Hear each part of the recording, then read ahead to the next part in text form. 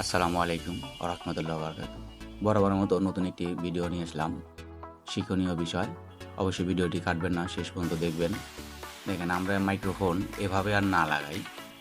Microphone অরিজিনালভাবে লাগানো খুবই সহজ। এভাবে লাগালে অনেক ধরনের প্রবলেম হয়, লুজ কালেকশন হয়, সাউন্ডে অন্য ইফেক্ট ঢুকে, এ ধরনের প্রবলেম হয়, কাস্টমার খুশি হয় না। তো আমাদের মেন উদ্দেশ্য কাস্টমার খুশি করা।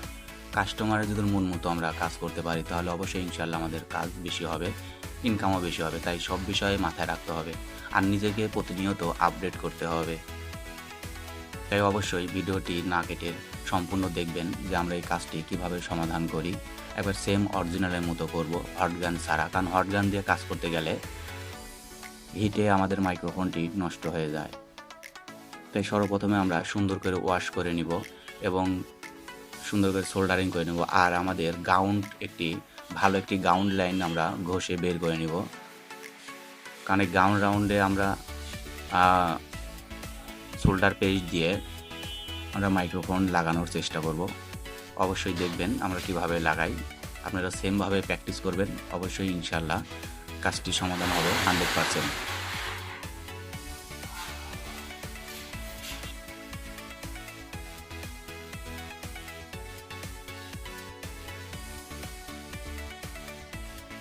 আমাদের ওয়াশ করা কাজটি শেষ।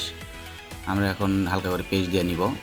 আর আমরা একটি মাইক্রোফোন নিব। মাইক্রোফোন নিয়ে আমরা একটু সোল্ডারিং করে নিব, যাতে অল্প হিটেই জয়েন্টগুলো লেগে যায়। এই কারণেই সোল্ডারিং করে নিব। আর সোল্ডারিং করার সময় একটু লক্ষ্য রাখতে হবে যাতে মাইক্রোফোনের ভিতরে কোনো প্রকারের লিকুইড বা সোল্ডারিং না যায়। আমরা হালকা করে দেখুন সোল্ডারিং করে নিলাম। তো আমাদের সোল্ডারিং করার কাজ শেষ। এবার আমরা কিভাবে বসাই একটু ফলো রাখবেন। সুন্দর করে আমরা আগে ম্যাচিং করে নিব আর লোকেশনটা ঠিক করে বসাতে হবে।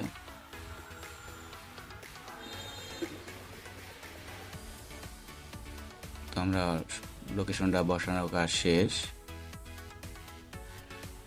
এবার আমরা যেখানে গাউন বের করে সোল্ডারিং লাগাইছি সেখানে আমরা তাতাল দিয়ে হিট দিব। আপনারা দেখতে পাবেন যে অটোমেটিকলি আমাদের মাইক্রোফোনটি লেগে যাবে। তো এত সহজভাবে লাগানো যায় সেটা ভিডিওটি না দেখলে বুঝতে পারবেন না।